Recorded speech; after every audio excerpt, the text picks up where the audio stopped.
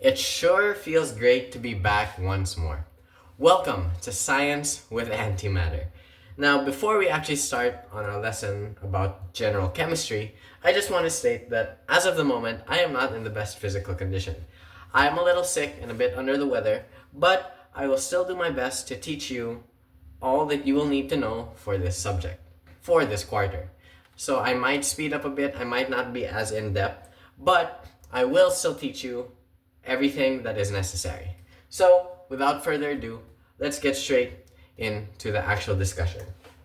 Now, chemistry, fundamentally, is just the study of matter and how it reacts with other things. Now, one of the most fundamental parts of chemistry are elements, which I have over here. I have the periodic table of elements, a chart that organizes every element based on their specific characteristics.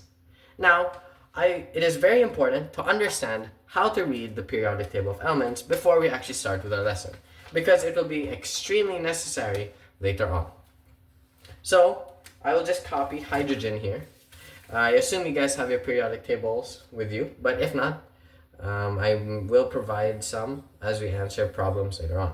So, usually, each element in the periodic table is in a box. It has its symbol, which is this part, this is their symbol, and then it will also have its atomic mass. This basically just means how heavy it is, how heavy the particles of its atom are, specifically the protons and neutrons. And then it has its atomic number at the top left. This is their atomic number. It basically means how many protons are found in this atom. Now, you might have this question. What makes, let's say, one element different than another? For example, what makes hydrogen any different than helium? Well, to answer that question, it is pretty simple. It depends on how many protons are found within them. As we saw earlier, the atomic number states how many protons are in them. So, if we were to have an atom with 2 protons, it would then be not hydrogen anymore, it would be helium.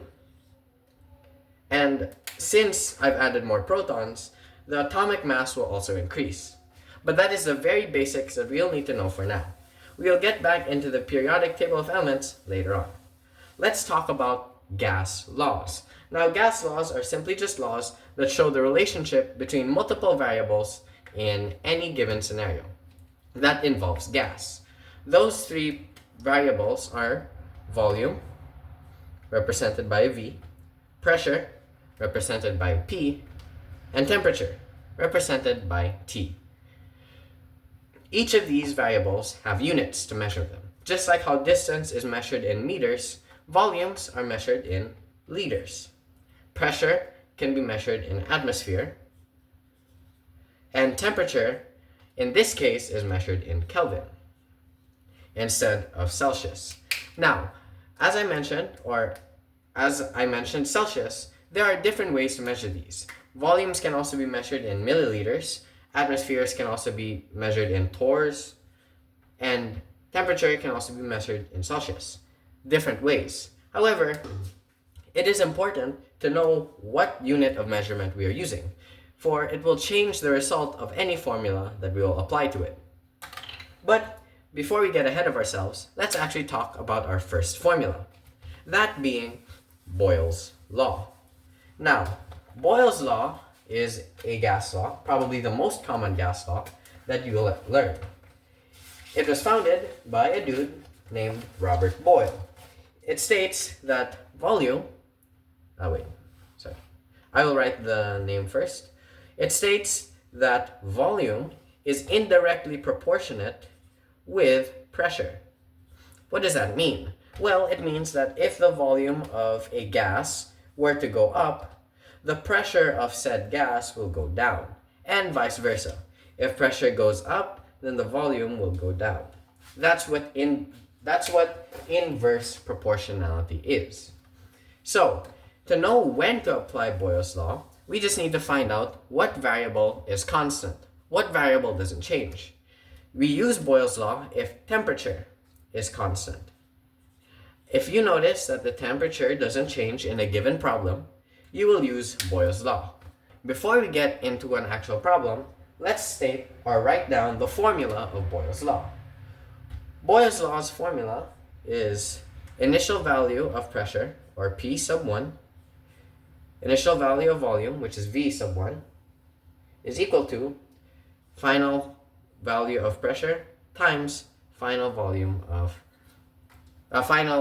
of volume. Or simply P1 times V sub 1 equals P sub 2 times V sub 2. Now we can manipulate this equation into finding a specific value. So if, for example, we are missing V sub 1, we just need to manipulate the equation. In this case, we need to isolate V sub 1. So what we're going to do is we're going to divide both sides by P sub 1. So that this crosses out and we'll just be given this. V sub 1 equals P sub 2 times V sub 2 over P sub 1. Alright, so let's head into an actual sample problem. I won't actually say the word problem, for it will take a little too long. So I'm just going to list the given. If we are given this, let's say we are given that a gas started with an initial volume of 2 liters. Okay, so we already have our V sub 1, 2 liters. Then it was at 2 liters during 2 atmospheres of pressure. Okay, so we already have our P sub 1, 2 atmospheres of pressure. It's very important to note what units we're using. Then all of a sudden it changed into 5 liters of the gas changed into 5 liters. So how much pressure did the pressure change in order for it to reach 5 liters? So to do this, we'll simply just manipulate the formula. Again, we are given the value that V sub 1 times P sub 1 equals P sub 2 times V sub 2. We can manipulate it so that we can find the value of P sub 2. So we're going to divide both sides by V sub 2, cancel it out, so we can get this equation. P sub 2 equals V sub 1 as P sub 1 over V sub 2. Okay, that's great and all, but what do we do now? Well, we'll simply just substitute the variables. So, with that being said, let's do that. Our V sub 1 is 2 liters.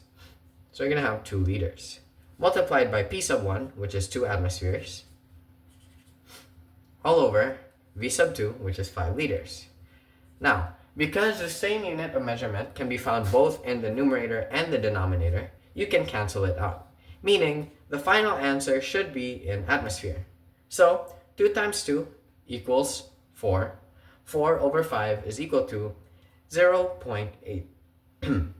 Meaning the value of our P sub 2 is equal to 0.8 atmospheres. Like so. And that is how you use Boyle's law. Pretty simple, right? Now that we're done with Boyle's law, let's move on to our next one. This one is called Charles' law. So, as the name suggests, it was a law found by someone named Jacques Alexander Charles. Or we can call him Jack, because why not? So, Charles' law. This law states that instead of volume and pressure being inversely proportionate, this states that volume and temperature are proportionate. Meaning, if volume goes up, temperature will go up as well. Or, if volume goes down, temperature will also go down. They really like to mimic each other. So, to find out if we're going to apply Charles' law instead of Boyle's law, we just need to know what's constant. In this case, since volume and temperature are the only ones mentioned, this means that pressure is constant. Meaning, we use Charles' law when pressure is constant. Even if it is mentioned, as long as it doesn't change, then we use Charles' law, because pressure is constant. So, for the formula, it will be a bit different. It will be V sub 1 over T sub 1 is equal to V sub 2 times T sub 2. Now, again, we mainly use these formulas to manipulate it and find a specific value. But what if the value, or rather, what if the formula looks like this? It's very simple. We simply just need to cross multiply. So we're gonna cross multiply the numerator on the left with the denominator on the right and vice versa. So this is how it's gonna be written out as. It'll be v sub 1 times t sub 2 equals v sub 2 times t sub 1. Now that we have this format, this version of the formula, we can then manipulate it the same way. For example, if we're trying to look for v sub 1, we just isolate it. So we divide both sides by t sub 2, so we can cancel it out, and rewrite it so that we can find the value of v sub 1. So let's apply this in a word problem. Let's say these are our given.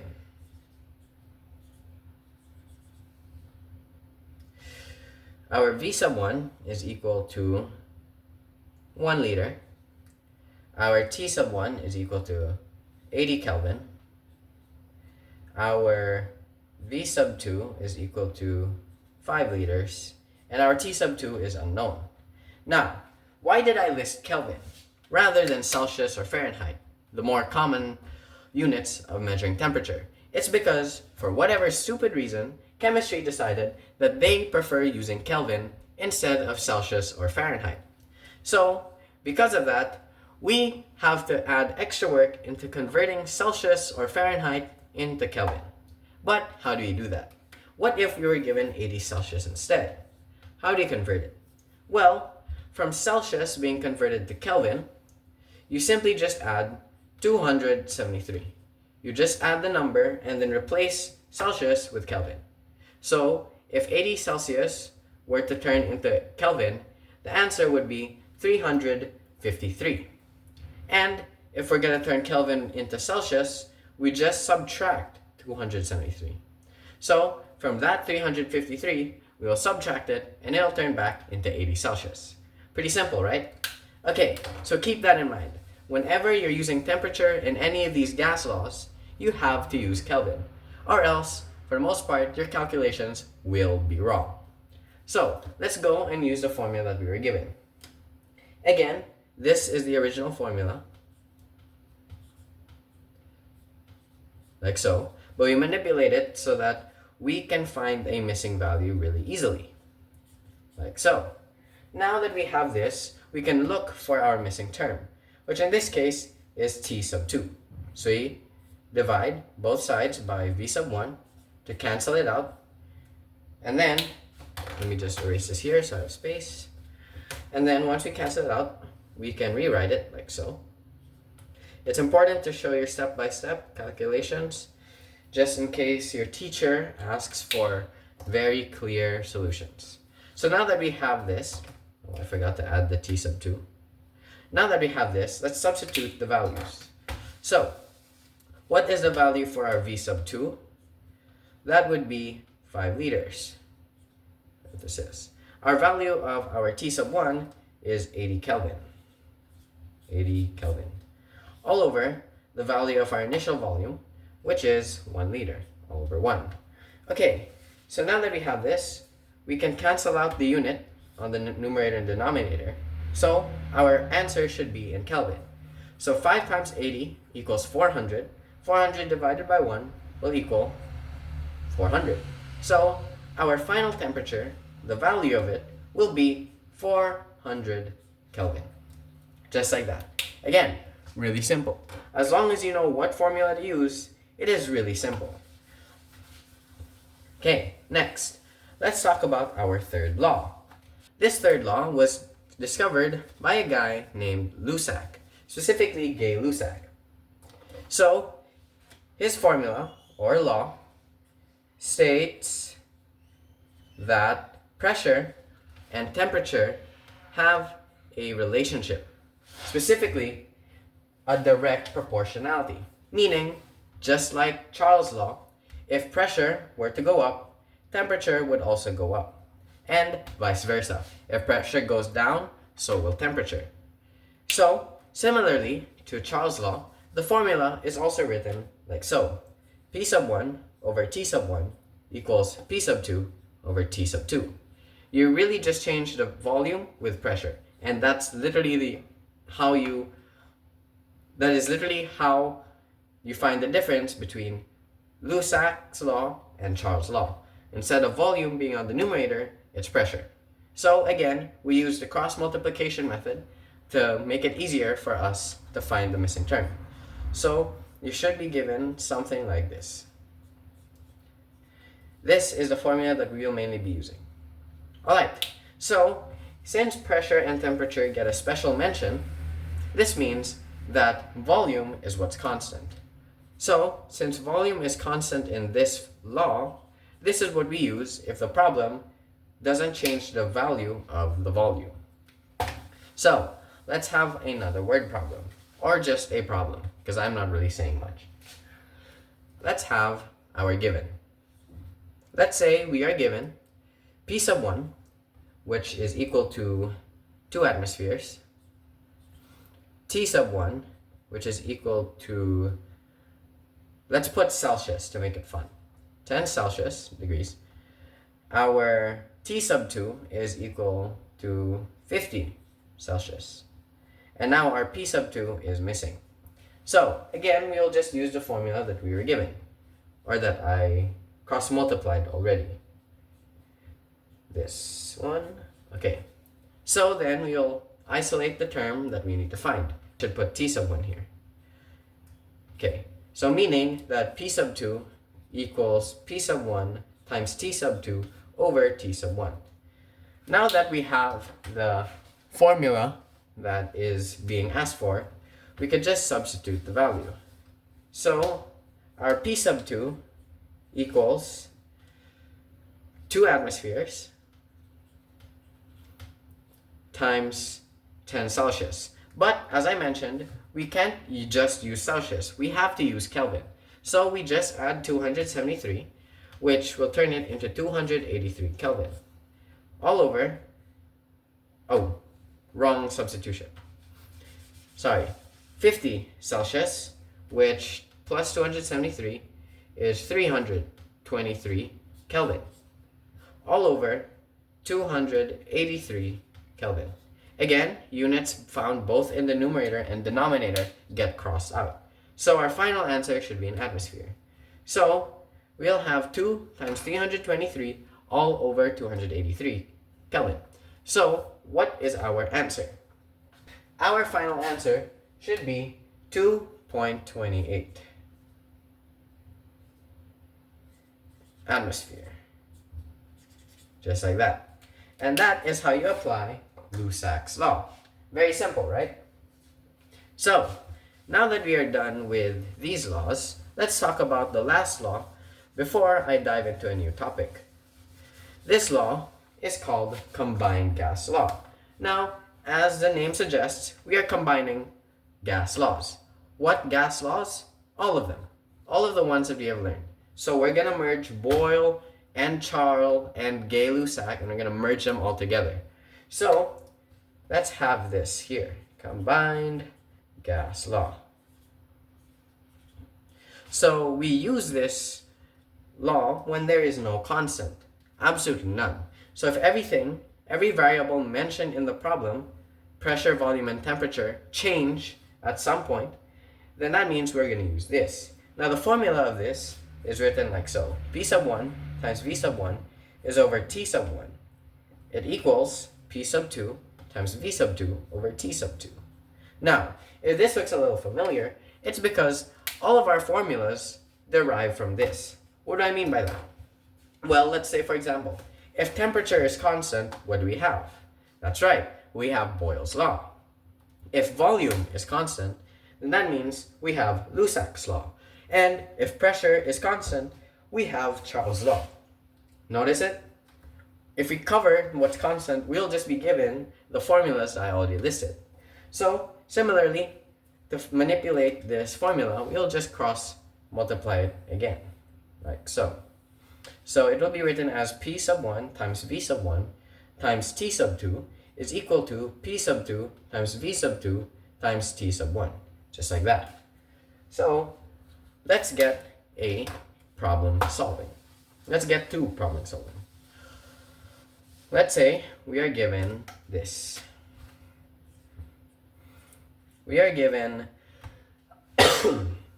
initial volume of 4 liters, initial pressure of 5 atmospheres, initial temperature of 70 Kelvin, final volume of 8 liters, final pressure at 7 atmospheres. What would be the value of our final temperature? Sorry. What would be the final value of our temperature?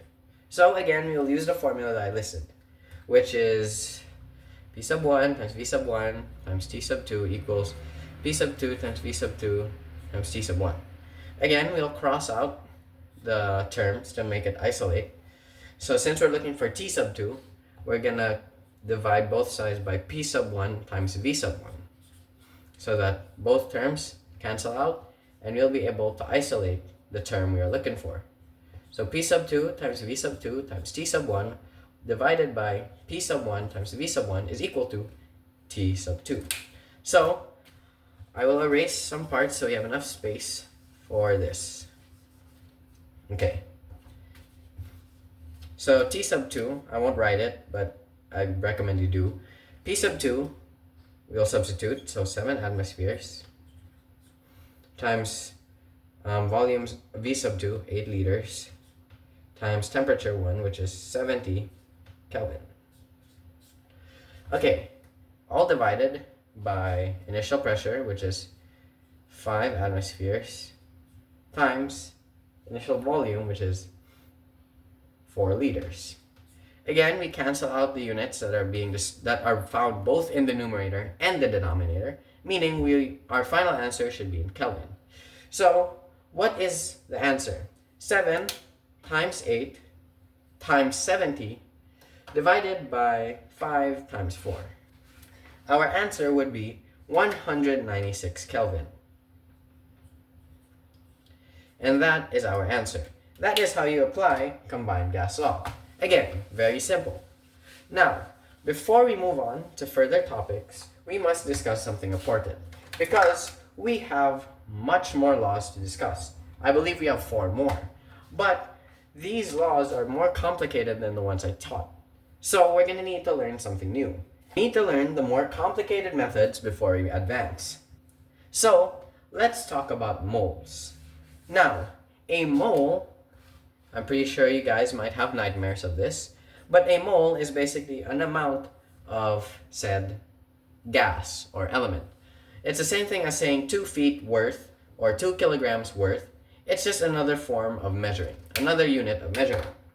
So, let's say we are given this problem. Or, yes, let's say we are given this problem. Let's say we are trying to convert 5 grams of CO2 into moles. Now, how do we do this? Well, firstly, we need to go look at our periodic table of elements. Remember earlier how I mentioned that each element has its symbol in the middle, its atomic number, and its atomic mass. For this one, we're going to need atomic mass.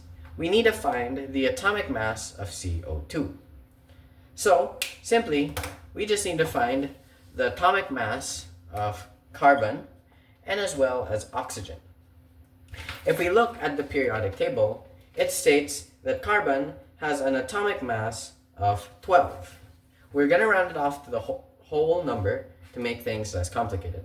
So 12. Oxygen, on the other hand, has 16 as their atomic mass. Now this atomic mass can also represent grams. So let's say that the atomic mass of carbon is 12 grams. The atomic mass of oxygen is 16 grams. Simple. But here's the thing. We notice that there's a small number that is attached to the O. You call this a subscript. This specifies how many atoms of oxygen are in the compound. So, since there are 2 oxygens, and we just found the atomic mass of 1, we need to multiply this by 2 to get the value of O2, which is 32. Now that we have the values, we'll simply just add it up. We're going to add 12 grams of carbon plus 32 grams of oxygen gas. So if we add all that up, we'll be given 44 grams. That's great. Now that we have the mass of carbon dioxide, or CO2, we will now convert it into moles. Now, it is important to note that 1 mole of any element is equal to its atomic mass. So, if I were to look for the mole of, let's say, carbon, let's say we're looking for the mole of carbon, as we found earlier, the atomic mass of carbon is 12 grams. So, 1 mole of carbon is equal to 12 grams of carbon. We write it like this. So, now that we have this layout, we can convert it from either moles to grams, or rather grams to moles or moles to grams, just using this layout. So, let's apply it to this problem. 5 grams of CO2, let's write this here, times, now the ratio of 1 mole, we'll put at the top, of CO2 is equal to what is the atomic mass of carbon dioxide? As we added earlier, it was 44 grams of CO2. Now, you might have a question. Why do I put 44 grams as the denominator instead of moles? Well, whatever unit is given here, we'll attach that to the denominator. So since grams is being asked for in the problem, or rather grams is what's given, we'll put it in the denominator. And we'll put the mole at the top. So we're going to cancel out the units, and then we'll just do the simple problem. In this case, 5 grams, or since units are canceled, 5 times 1 mole of CO2 is equal to 5 divided by 44. This is equal to 0.114 on the calculator, or simply 0.11 moles of CO2. Congrats! You just converted grams into moles. Very simple once you know what you're doing. However, there is also another thing that I must add. It is called significant figure. Now, this might be a little bit complicated to discuss, but significant figures just help us put how many decimals are needed. Instead of using a standard 2 decimals, it depends on the problem that's given. So, for example, there are 5 laws that we must know.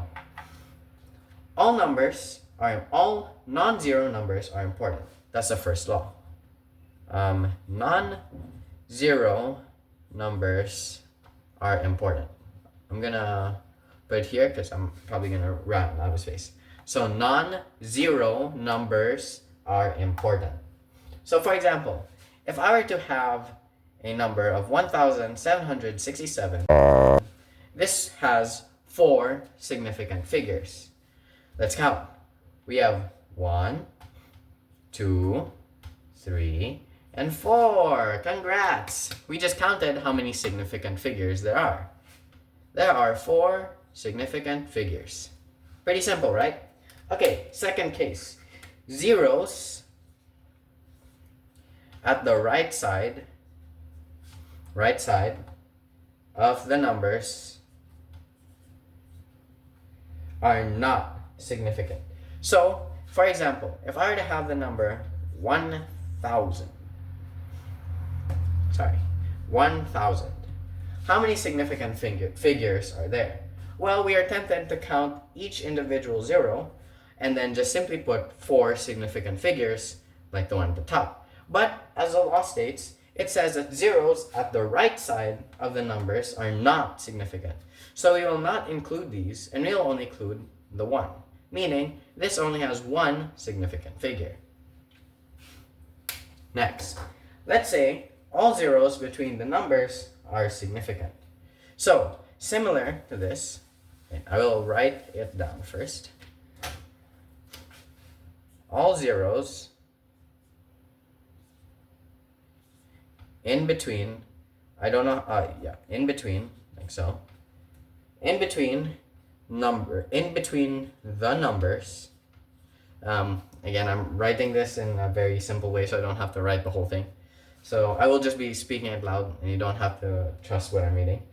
All zeros in between the numbers are significant. Significant. So, for example, let's say we were given 4,071. Now, we might think that the zero over here is considered non-significant because we are taught that zeros at the right side of the numbers are not significant. However, this zero is situated in between significant figures, right? They're in between it. So we might as well count this as a significant figure. So this would have 4 significant figures. Next, the fourth law states that zeros after the decimal point are significant. So, for example, let's say we have 25.000, even though this can be simplified as 25. But since we were given this and not just 25 without the decimals, we can count every digit in here as significant. Because according to the fourth law, all zeros after the decimal point are significant.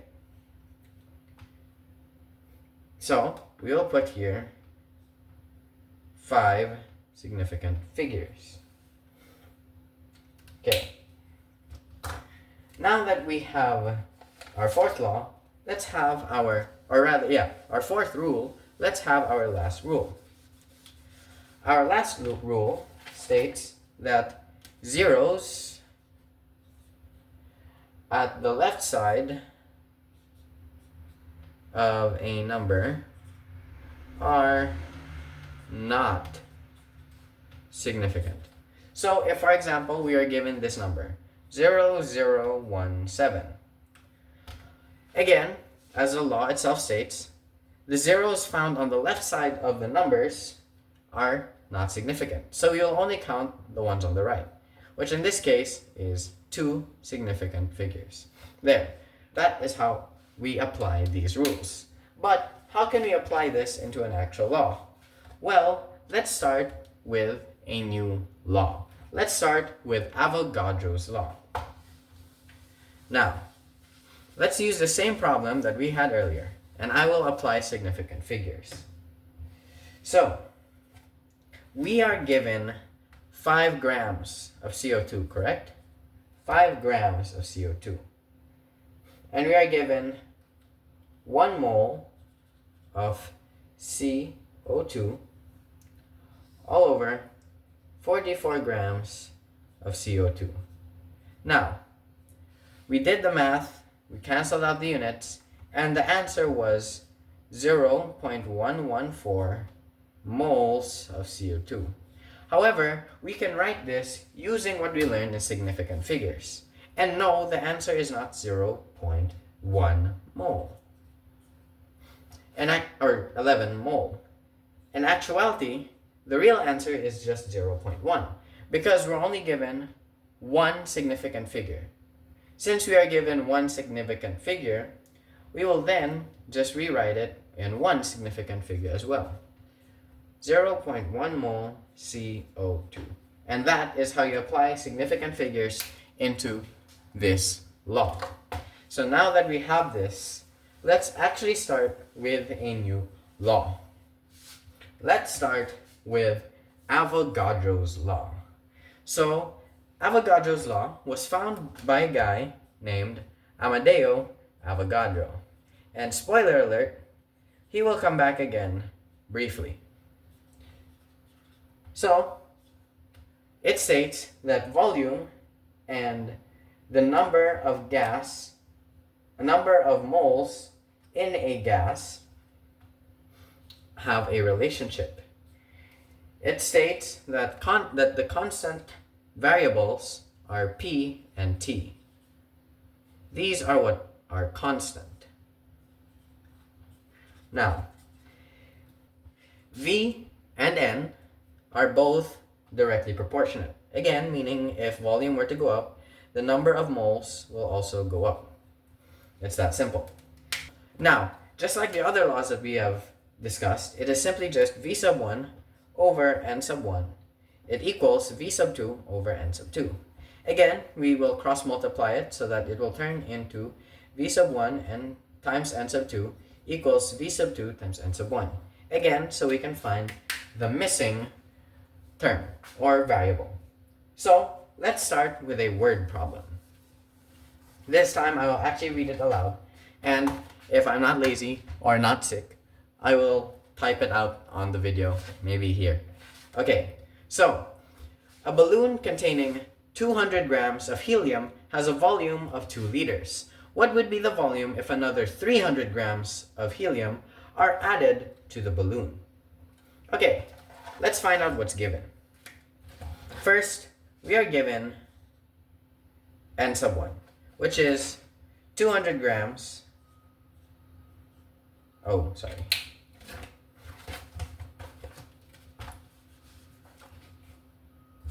We are given the value of our N sub 1.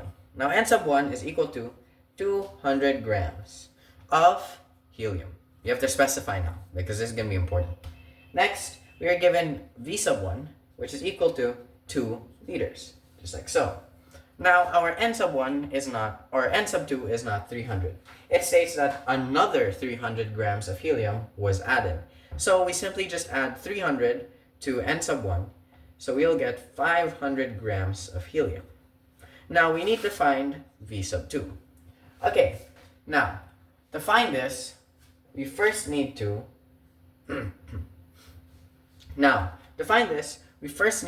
convert the grams into moles.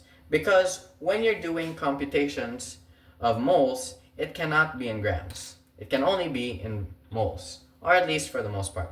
So let's convert N sub 1. So N sub 1, we're going to do the trick that we did again. We need to find the atomic mass of helium, which is 4 grams. Now we copy whatever unit is measured here and put it in the denominator, which is 4 grams of helium. Now I will erase this so I have more space. And on the numerator, we'll put 1 mole of helium, just like that. Now, after that, we'll simply just cancel out the terms, and then we'll be given an answer of 50 moles of helium. So our N sub 1 can also be equal to 50 moles of helium. I'll put this here. And the same thing we do to our 500 grams of helium. Multiply it by 4 grams of helium, because that's the atomic mass. Then we put 1 mole of helium, because that's how much grams are in 1 mole of helium. Do the math, and we'll be given 125 moles of helium, just like that. So we can then use the values that we got from converting it. Let me just rewrite it here, so it'll be easier. Okay, so let's apply the formula that we had, which is V sub 1 times N sub 1, N sub 2 equals N sub 1 times V sub 2. Okay, so simply, I will actually have to erase this. So we will substitute the values. Our N sub 1 is equal to 50 moles of helium. Oh, shoot. Okay, we'll first manipulate it again, divide both sides to cancel out what we're looking for, which is V sub 2. So you divide both sides by N sub 1, so you will get V sub 2 equals V sub 1 times N sub 2 over N sub 1. Just like that. So I'll erase this so we have space for what we need. I'll rewrite it here instead. 125 moles of helium and 50 moles of helium. Okay, so we substitute the values. Our V sub 2 is equal to 2 liters times 50 moles of helium all over, or rather, oopsies, 125 moles of helium, rather, my apologies, over 50 moles of helium Again, since we see the same unit, cancel it out. So our answer should be in liters. Now 2 liters times 125 equals 250. Divide it by 50 moles and you'll get the answer of 5 liters. So our V sub 2 equals 5 liters. Just like that. Very simple, right? You just need to learn to convert it into moles and you're already good to go. Next, we have our 6th gas law. Okay, our next law is now the ideal gas law. Now, it is basically just combined gas law plus Avogadro's law. That's literally it. It's really everything. And in my opinion, it is the simplest formula. This formula is PV equals N times R times T. Now, there is a new variable here, which is R. What is R? R is a constant, meaning wherever you see it in the context of gas laws in chemistry, it always equals to this stupid, right? It is equal to this stupid amount, which is 0.0821 times liter times atmosphere over mole times Kelvin. Now they just added this part, as far as I know, just to cancel the units when doing this formula. So let's try an example.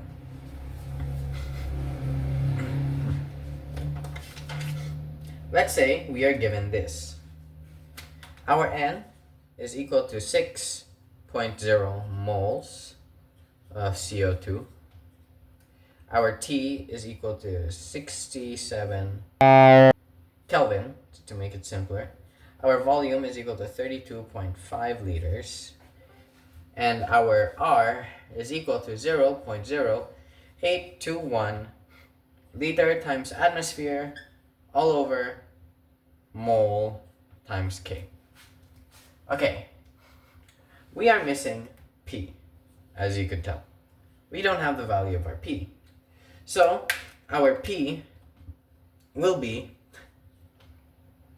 our formula will still look like this, and we'll simply just manipulate it to find the value of P. So P will equal to, we're gonna divide both sides by V first, cross it out. P will equal to N times R times T all over V. So let's substitute the values. So we will have our pressure is equal to 6 moles of CO2. Okay, I don't have enough space.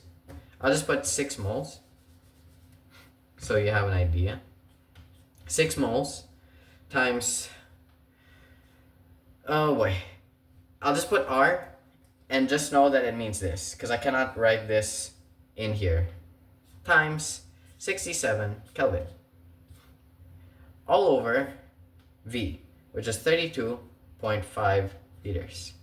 Now, everything that is in R will cancel out. So we're going to cancel out moles because it's found here. We're going to cancel out Kelvin because it's also found here. And we're going to cancel out liters because it's also found there. The only thing we won't cancel out is the atmosphere because there's no other unit here that has atmosphere. So let's multiply this.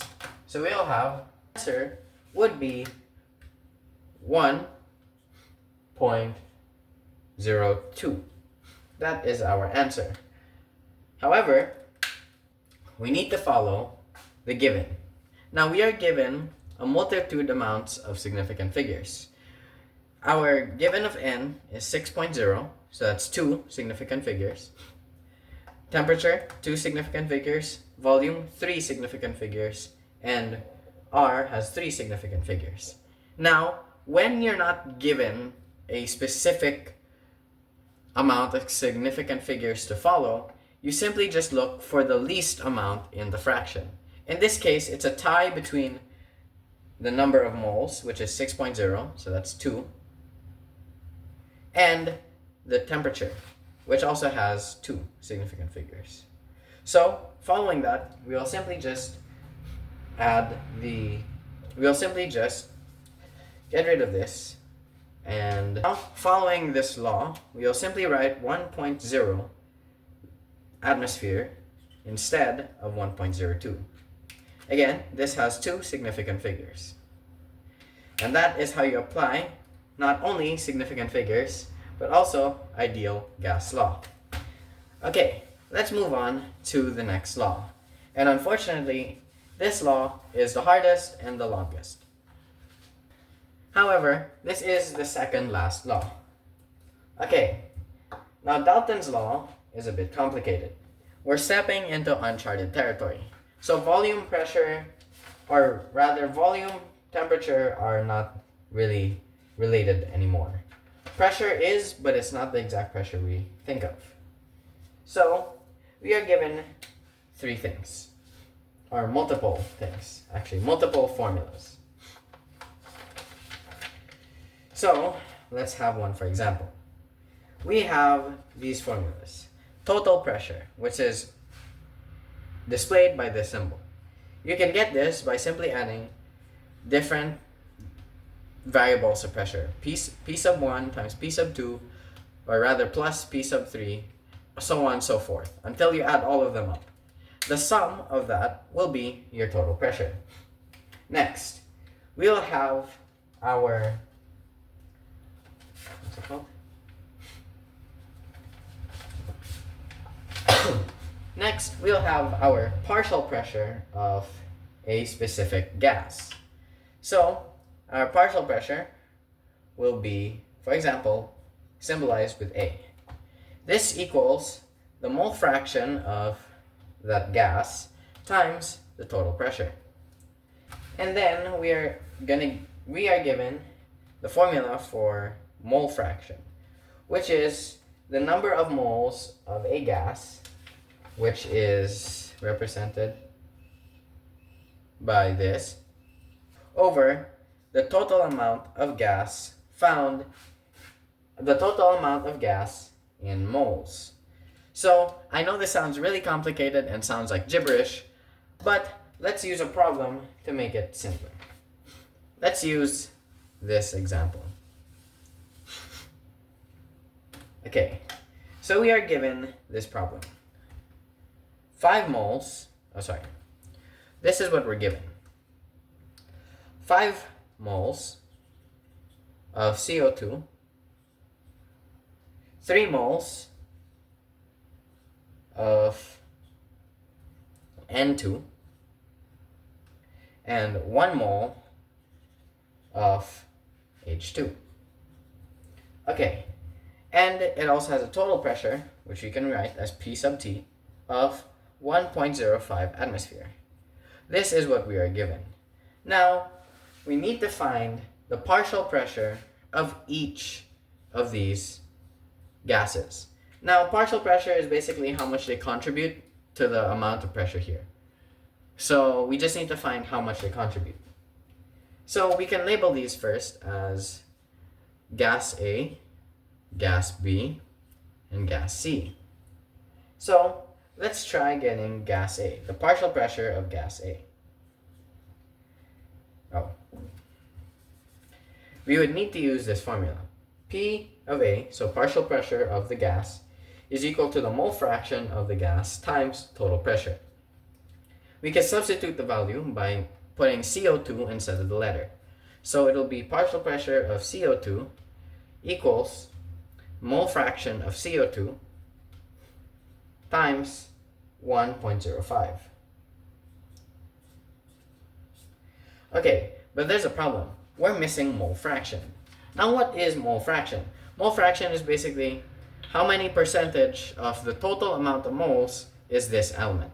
So if we're given 100%, or let's say we're given 20 moles, how many of those moles are from CO2? It's like that. So to get the value, we simply just do X of A equals N of A over total number of moles. Now we can get the total number of moles by adding the amount that's given here. So if we add this, we'll be given 5 plus 3 plus 1.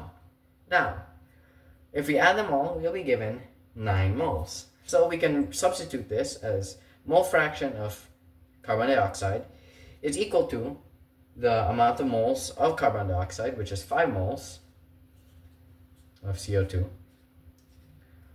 all over 9 moles. Or rather, to get rid of CO2, sorry. So this will give us the answer of 0.56.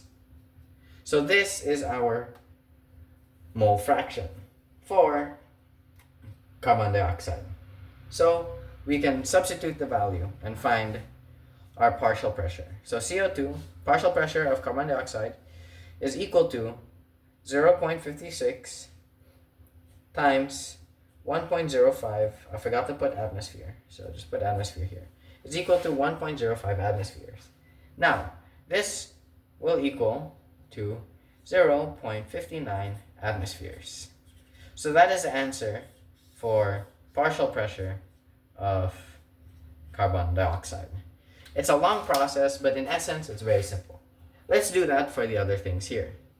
So instead of PA and XA, it will be B and, well, another B. So we'll change what we are given. So now we are given nitrogen gas, N2. And we'll simply just do the same thing. So our mole fraction of nitrogen gas is equal to the amount of nitrogen gas, which is 3 moles, all over the total amount of moles, which is 9. And then we simplify it. It is equal to 0.33. So, also, just a note, you cancel out the units since they're both in the numerator and denominator. So we'll simply just do the formula again. So the partial pressure of nitrogen gas is equal to 0.33 times 1.05 atmosphere. Now when you do the math, you'll be given a value of 0.35 atmospheres. So this is our answer for partial pressure of nitrogen gas. Lastly, let's find hydrogen gas. So again, we will do the exact same thing. Oh, almost opened the wrong one. So we'll have hydrogen gas here. And then we'll find the mole fraction of hydrogen gas, which is equal to 1 over 9 moles. Cancel it out, and we'll be given a value of 0.12 atmosphere. So now that we have that, we simply substitute the value and plug it in this formula, just like we did with the others. So partial pressure of hydrogen gas is equal to 0.12, I mean put atmosphere, 0.12 times 1.05 atmosphere, which is equal to 0.11 rather, sorry, 0.11. It is now equal to 0.12. Now, we have found the partial pressure of every element that we needed. To make sure, or to double check that what we got is right, now, we simply just need to add the values of these and see if it matches or is really close to our total pressure. So 12 plus 35 plus 59 will equal 1.06. Now this is different than what is given, but we have to remember that this is rounded off. So there are really some values that are missing that would make the answer actually 1.05. And that is Dalton's law. Again, it is a bit complicated, but however, it is simple once you understand it. If there are any questions regarding anything I've taught so far, feel free to just message me or search online, because I cannot clarify you what you need because this is a recorded message. So obviously, what you have hard time struggling with, I'll not be able to know. So simply just message me or look online. Now that we are done with Dalton's law, we can move on to the last law. It is Graham's law. Now this just states how fast a gas effuses or diffuses compared to other gases. Now, we are given this formula. R sub 1 is over R sub 2, which is equal to the square root of m sub 2 over m sub 1. So important thing to remember is whatever is a number of the r, just flip it. So on the numerator on the left side, it's 1. On the denominator of the right side, it's 1. Okay, now your r will resemble the element itself. So hydrogen, oxygen, etc. Now, the m, or molar mass, rather, the molar mass is the same as its atomic mass. So, as we remember in the periodic table of elements, there is the atomic mass. So that is more or less the same thing as a molar mass. So, if we were to have the atomic mass of hydrogen, which is equal to 1, its molar mass is also equal to 1. So, let's start with a simple word problem.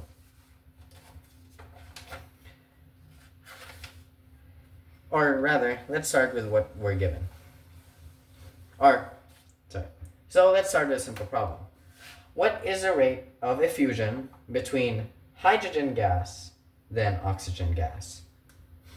So we're trying to find out how much faster is hydrogen gas compared to oxygen gas. So just remember, the lighter gas is the fastest, is the faster one. So our R sub 1 is going to be the lightest gas, since there is R sub 1 and R sub 2. Whatever is the lightest in terms of atomic mass and molar mass, we will put there. So in this case, let's say we have hydrogen gas over oxygen gas. Now the atomic mass of hydrogen gas is equal to 2, because 1 hydrogen is equal to 1 gram, so 2 hydrogens, because of the subscript, is equal to 2 grams. And our oxygen gas is equal to 32. Again, a pretty big difference in how much faster it is. So, we'll have this. Hydrogen gas over oxygen gas is equal to the molar mass. So the molar mass of our second one, which is oxygen gas, is 32. We don't need to put grams because I believe that is the atomic mass. Now, we'll get the molar mass of hydrogen gas, which is 2. We'll then simplify this first before we manipulate it. So hydrogen gas over oxygen gas is equal to the square root of 16. Which means that when simplified, it'll equal to 4. This means that R sub 1 effuses faster than R sub 2 by 4 times. So it means that hydrogen gas is 4 times faster at effusing as compared to oxygen gas. And that covers gas laws. You can then graduate to our next topic, which is the periodic table of elements. So, in the periodic table of elements, we have these groups. And I'm not talking about the alkali metals or noble gases, nonmetals, halogens. We have these groups or blocks within the periodic table of elements. So, for example, we have, say it looks like this. We have the periodic table of elements. It looks like this. Right, and then there's a few more here. Okay, now these are the 4 blocks, these are the 4 blocks that are separated within the periodic table of elements. This block is called the S block, the D block, the P block, and the F block. As for why they are named this, I have no idea. However, we'll mainly be paying attention, for now, for S, D, and P. we're going to disregard F because we don't care about them. So, if you have your periodic table of elements, or at least an image of it, this will be very helpful. Now, atoms or elements have charges, and it depends on their position. So, if we go to the P block, we see that there is this group here on the most right called noble gases, right? Noble gases. Or noble gas. These elements are the most stable compared to any of the other elements. All the elements want to be stable like them. So, using that method, we can determine the charge of the element. I won't explain it because firstly, I don't know, and secondly, if I did know, it would probably take too much time and would only make your head ache. So, just keep that in mind. Everything is based off of the noble gas. Now, atoms can be called atoms can also be called ions. Are basically atoms that lose or gain an electron. Now, an ion can have two charges. It can either be positive or it could be negative. If it is positive, it is called a cation or a cation. I don't know the correct pronunciation, so I'll just call it a cation. And pardon me if I get the pronunciation wrong. Well, the negative one is called an anion. Now, all ions can be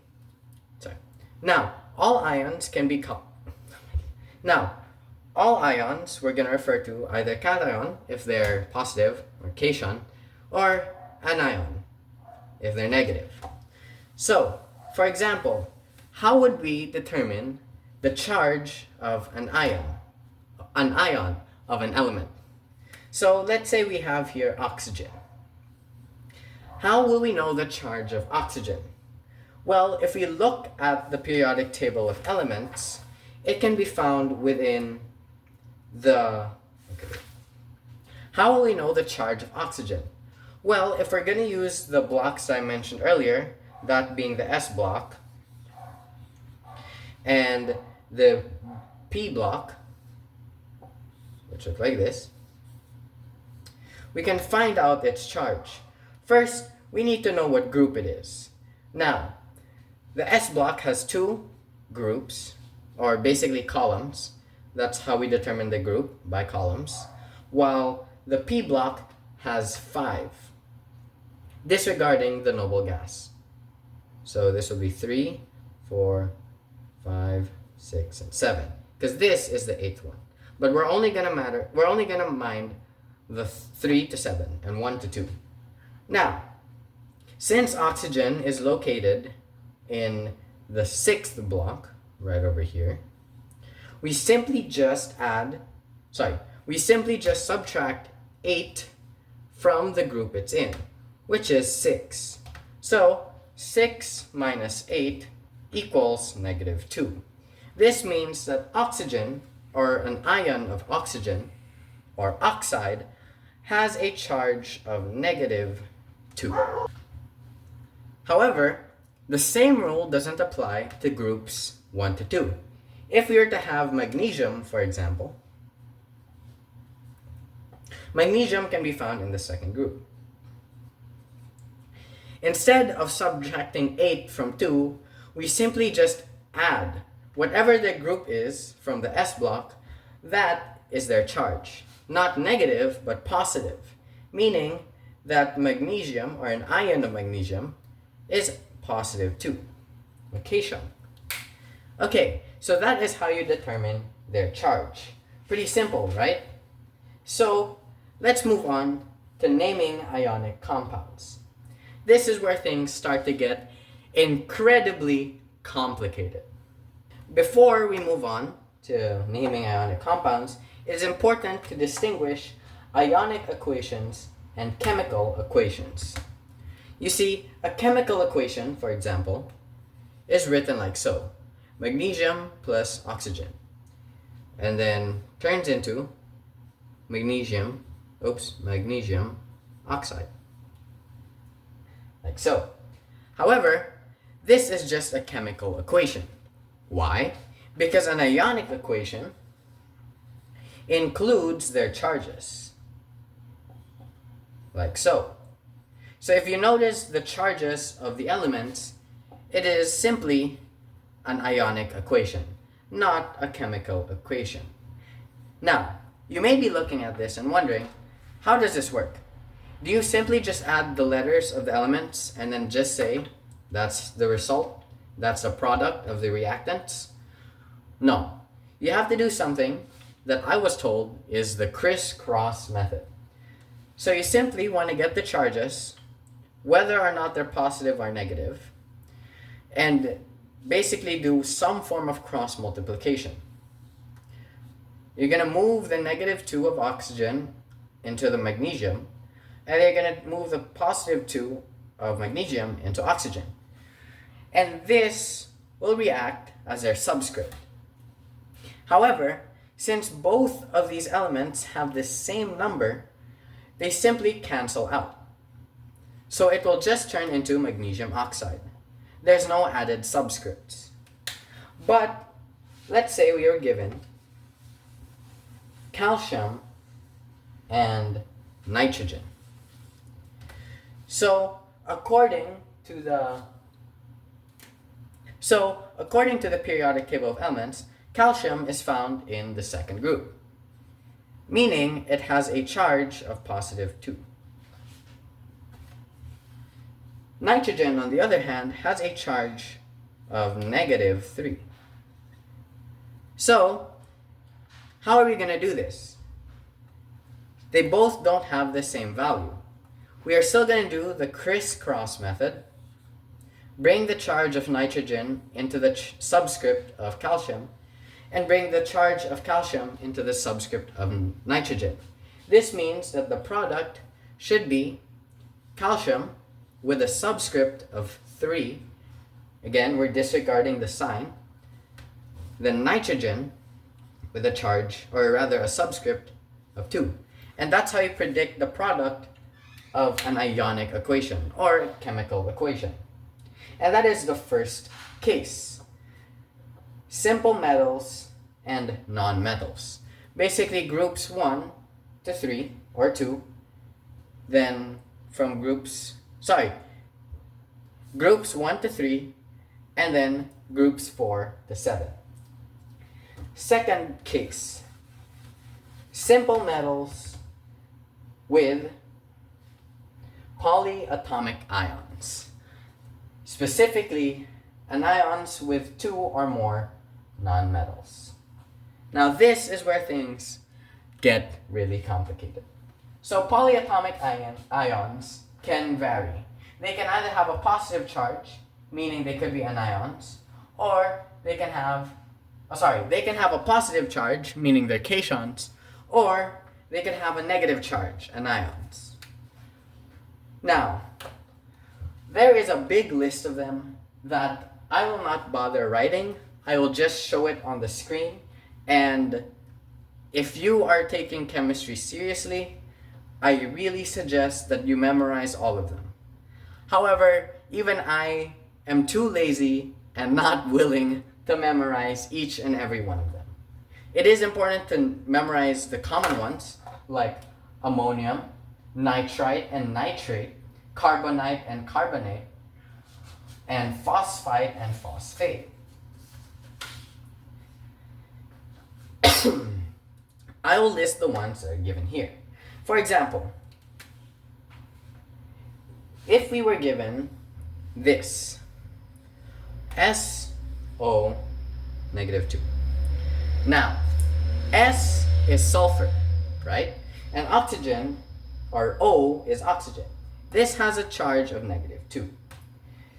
This is pronounced or termed as sulfite. So it ends with an ite. However, once it has a charge of -3, it is then called sulfate. let's give a different example. If we were given, oh, sorry. So, for example, if we have SO with a subscript of 3 and the charge of -2, this is a constant, so treat it as anytime you see this, this is immediately termed as sulfite.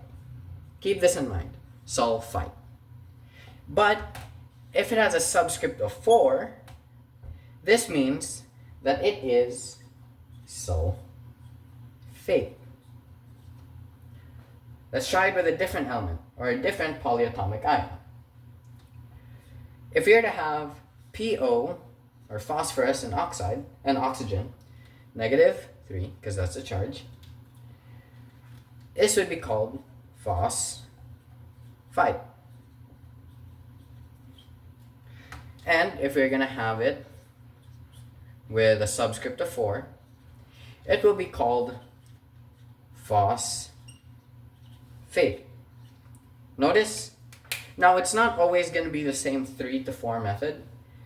There is an example such as nitrite and nitrate. In this case, nitrite is NO2 and nitrate is NO3. It's not always 3 to 4, but from what I'm aware of, it is whatever has the higher subscript, it is usually 8. And whatever has the lower or lesser subscript, it's 8. So, if we were to have an example, combining a simple metal with a combine a simple metal with a polyatomic ion. So, for example,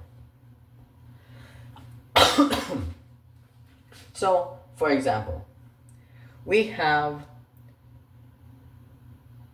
aluminum.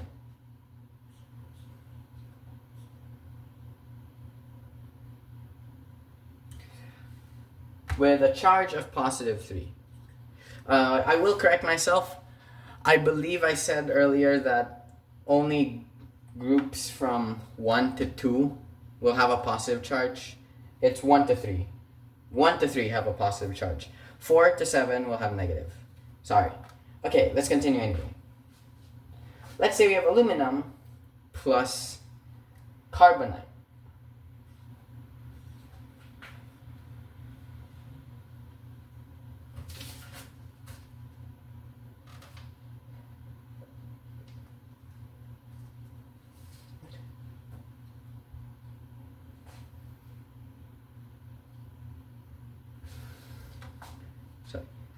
So you have aluminum with carbonate.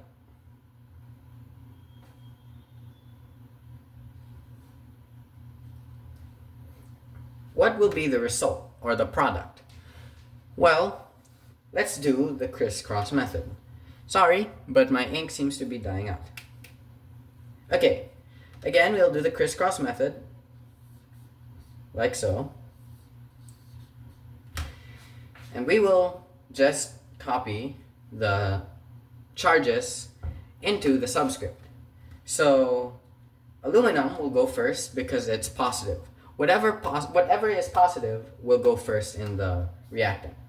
So it will be aluminum with a subscript of 2, followed by, in parentheses, because when it comes to ionic equations, you can usually disregard the subscript. However, when it comes to polyatomic ions, you always have to include the subscript. Almost always. So we're going to have CO3, and then we'll just put the charge outside of the parenthesis. So it will basically be aluminum carbonate. Yeah, it'll simply just be aluminum carbonate, I think. So that is case 2. Now let's hope that my marker doesn't die out before I finish what we are teaching. Worst comes to worst, I have a backup marker. Okay, so I have a lot of things I could still add on to this, but I will save that for another time because my goal is to teach you as much of these different topics in a short amount of time. If I want to dive into it, that'll be on a separate video. Okay, next, we have case 3, transitional metals, which are basically cations with 2 or more charges in the D block. Again, we have a block here in the middle of these ones, like so. This is the D block, S block, and P block. So this is a D block. Now, we usually get the charges the same way we get the charges for the polyatomic ions. It depends on their name. For example, if we were to have iron, sometimes you may come across this symbol. You may come across iron 2. What does this mean? This means that this is an ion of iron with a charge of positive 2. And if it's iron 3, who would have guessed? It has a charge of, that's right, 260, I'm kidding, 3. Now, when it comes to pronouncing them or using the term to categorize them, iron 2 is pronounced as ferrous, while iron 3 is ferric. Yeah. Now, this rule is usually followed by all of the D block metals or transition metals that have 2 or more charges. I'm sorry. Now, this is a ruling that is followed by almost all, if not all, transition metals. As long as the charge is higher, it will be pronounced as ik. And if it's lower, it is pronounced as os. For example, if we were to have copper, specifically copper 1, this is pronounced as coprus. But if we were to have copper 2, copper 2, this is pronounced as cuprous and cupric. My apologies.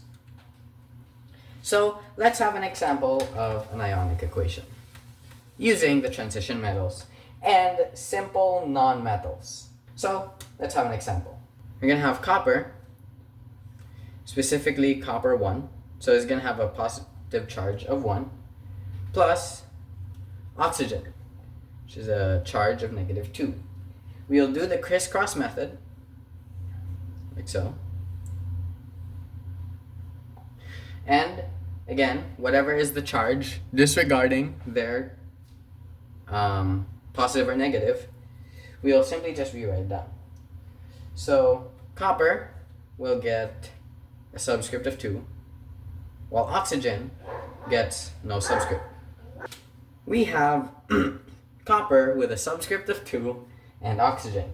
This can be called copper oxide, or using the terminologies for the transition metals, this can be called cuprous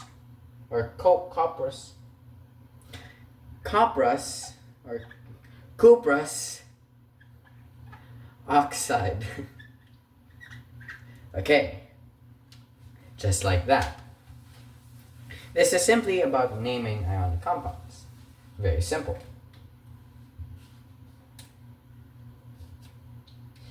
Now, we'll have our fourth and final case. This is transition metals with polyatomic ions. Now we will use what we learned from transition metals all the way to polyatomic ions. We will use what we learned from transition metals and as well as polyatomic ions when it comes to naming. So let's say we have iron 2, which is Fe with a positive charge of 2, plus phosphate, which is Po, subscript of 4, negative 3. Again, crisscross method, So our reactant, or sorry, our product will be Fe with a subscript of -3, followed by phosphate, parenthesis, and then 2. Now this will be called, again, using what we learned, this has the lower charge compared to its bigger brother, so it will be called ferrous, that's an F, ferrous phosphate. And that's how you name ionic compounds. Now let's have our next topic, being mole calculations. These are basically calculations that involve the use of moles or anything to do with gas. So let's have our first case, being molar mass to mass. This is what we use during Avogadro's law to convert the amount of moles to grams. Very simple. So if we were to have 2 moles of water, H2O, and we want to convert that into mass, we'll just get their atomic mass. So H2O consists of 2 elements, 2 atoms of hydrogen, and 1 hydrogen atom has an atomic mass of 1 gram. So this will have 2 grams since there's 2 atoms of hydrogen, and 1 atom of oxygen, which has 16 grams. Now we'll simply just add it up and we will get 18 grams per mole of H2O. So we'll do the multiplication process that we used during Avogadro's law. So we will have 2 moles of H2O times, we'll copy the unit that is being used, so it'll be 1 mole of H2O, which is equal to 18 grams of H2O. So you cancel, and you'll just multiply. 2 times 18 is 36. 36 divided by 1 is 36 grams of H2O. Pretty simple. And that's case 1. Case 2 is the other way around. It's mass to molar mass. Mass to molar mass. I'll write it like this so it's quicker. So let's use the same problem. 36 grams of H2O. Again, we get their atomic mass, which is 1, and oxygen has 16. Again, there's 2 parts of hydrogen. Add them up, you will get 18 grams. So we'll multiply. Again, copy the unit. So for every mole, there is 18 grams of H2O, and then 1 mole of H2O. So this will give us 2 moles of H2O. Just like that. Next, we have case number 3. This is mole to Avogadro's number. Now remember how I mentioned that we'll come back, or Amadeo Avogadro will be mentioned again. And this is what I mean. So we're going to have moles to Avogadro's number.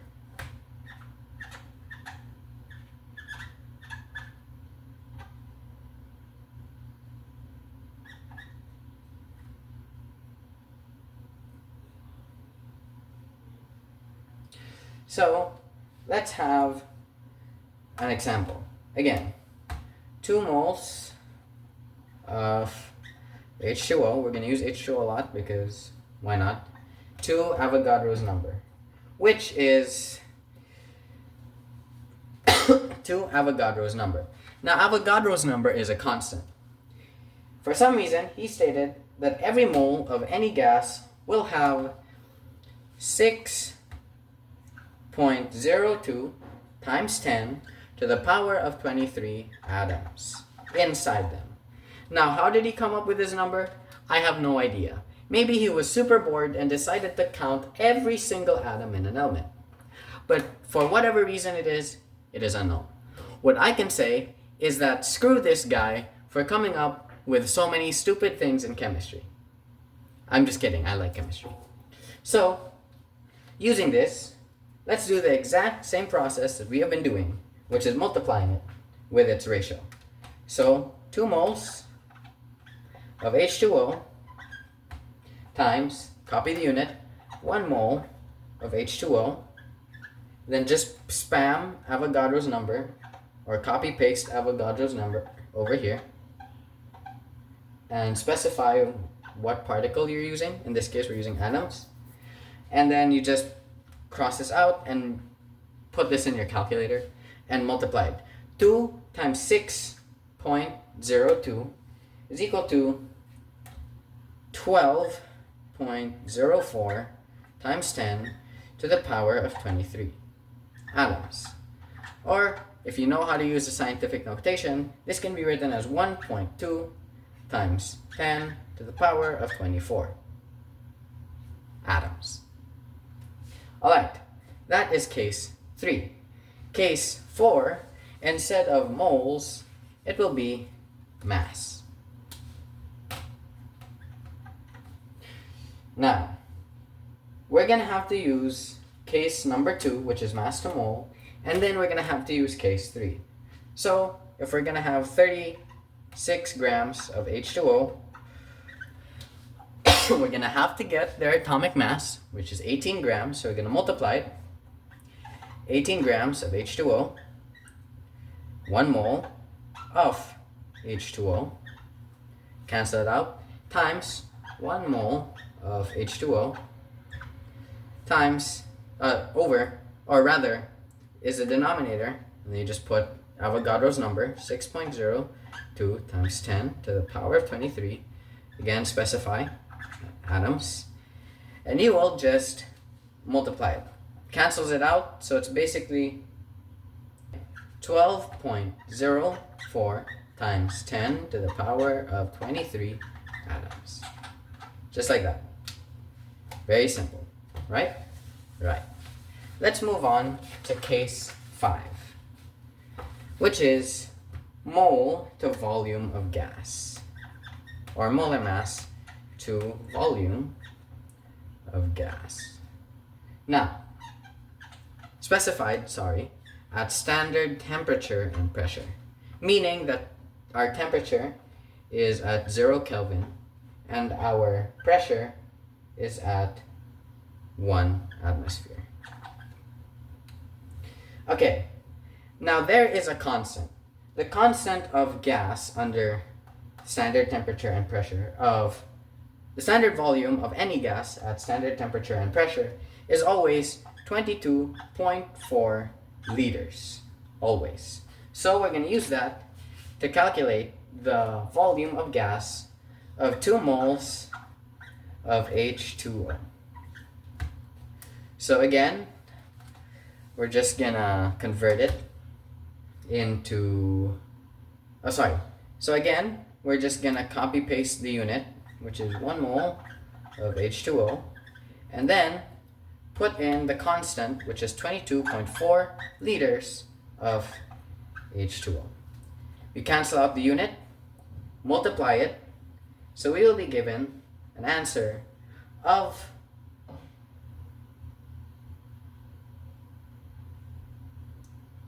we will be given an answer of 44.8 liters of H2O. That is our answer for the volume of gas of 2 moles of hydrogen, of 2 moles of water. Now, we'll move on to our last case, which is mass to molar volume, or mass to volume of gas.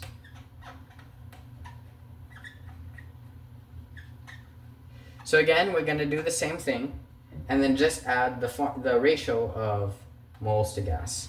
So we're going to have 36 grams of H2O, put 18 grams of H2O per mole of H2O, times copy paste the unit, and then the ratio, which is 22.4 liters of H2O. Again, constant.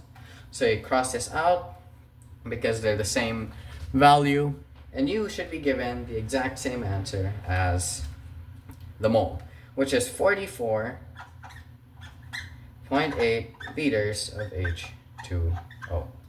This is a very loud pen marker, and that is all the cases for mole calculations. Before I move on, I forgot to mention a topic, which is another way to name elements, which is using this set, which is, for example, 1 is equal to mono, 2 is equal to di. I believe this is Latin, though correct me if I'm wrong. 3 is equal to tri. 4 is equal to tetra. Actually, the more I think about this, maybe it's just made up.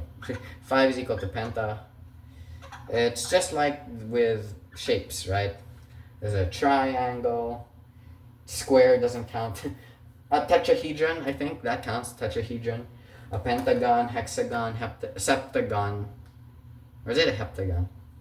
Okay, anyway, so let's just go straight to our next topic. So that was just what I want to talk about. Very simple. Now, let's talk about the last topic, and I fear is the hardest topic to cover. Oh, sorry. Second last topic. But it's one big topic that includes the next ones I'm gonna cover. Now it is called stoichiometry. Stoichiometry is I'll put it in here because I don't know the meaning at the moment. I don't have another device to search it right now, so I'll just show the definition right here. Now, we will have an example of this, and it is going to be extremely long. But pardon with me here. So, it usually starts out with a sentence. Word problems, rather. It's not even a question. It's not going to ask you to find things. It's just a statement. Iron 2 reacts with oxygen gas.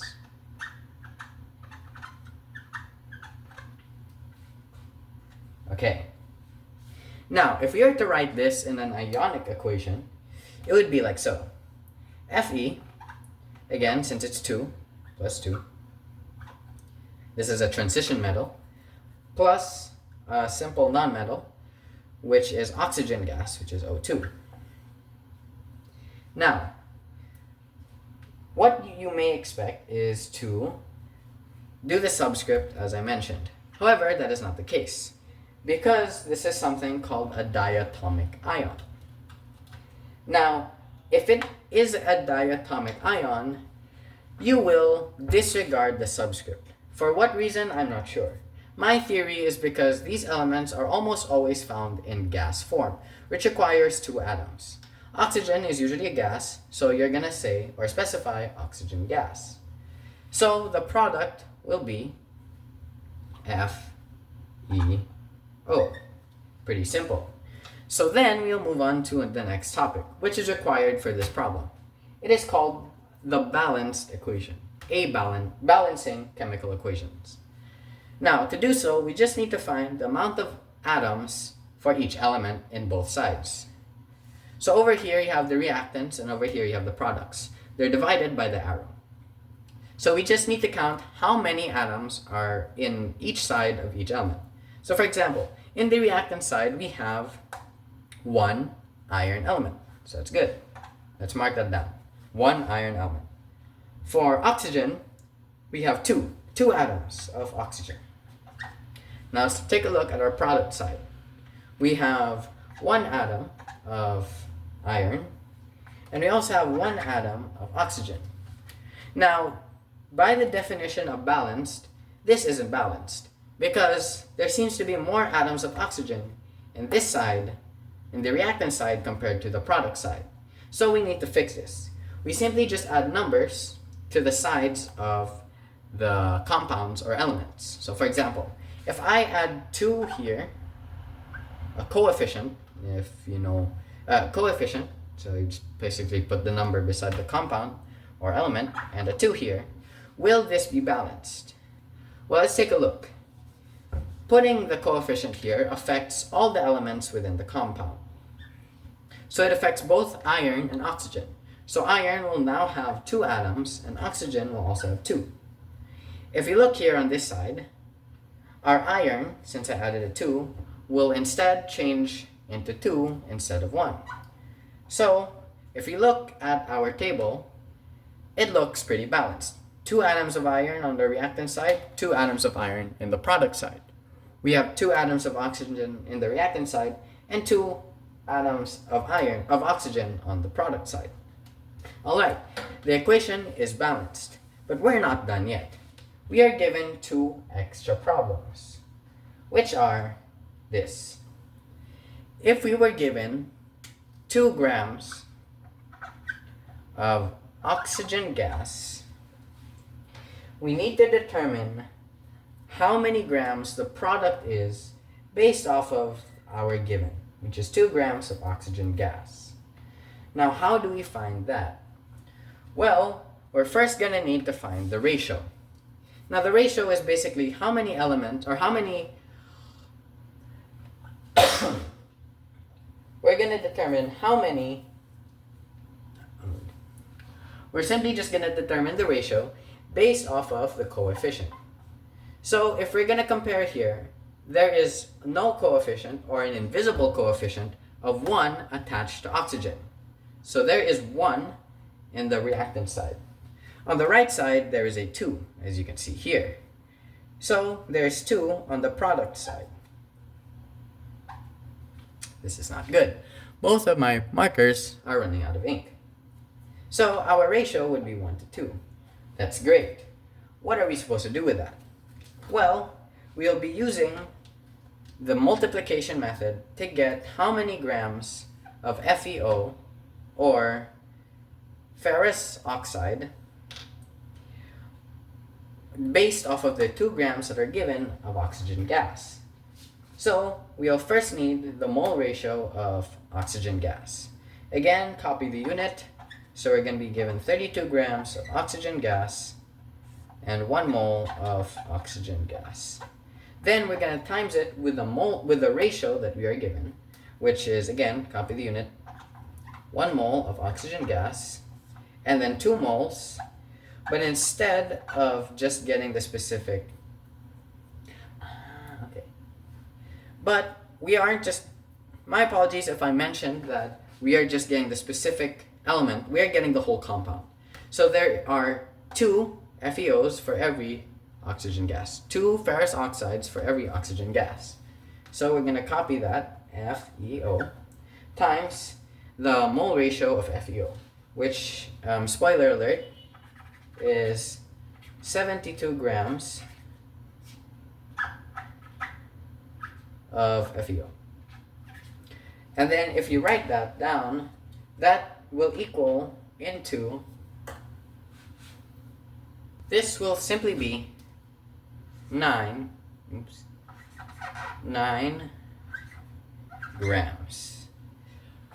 Oh no, my pen is running out of ink. Or marker rather, again. 9 grams of FeO. Oh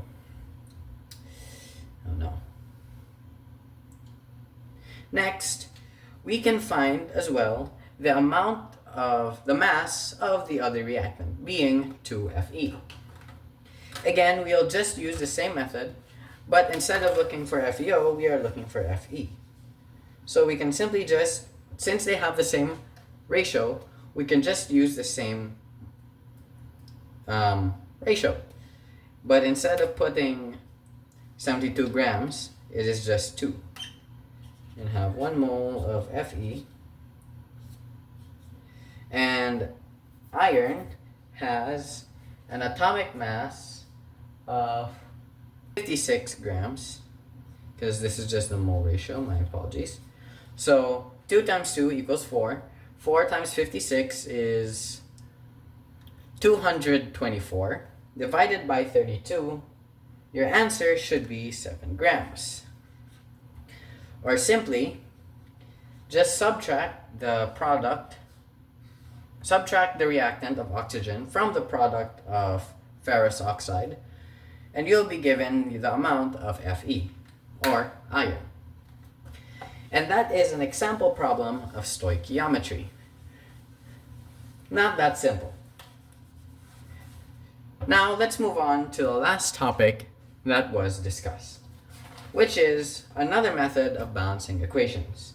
Since, if you notice, balancing chemical equations are usually trial and error, there is another method to do it, using math, my favorite. We'll be using the algebraic method. So, for example, we are given this. C4H10 plus oxygen gas turns into CO2 plus H2O.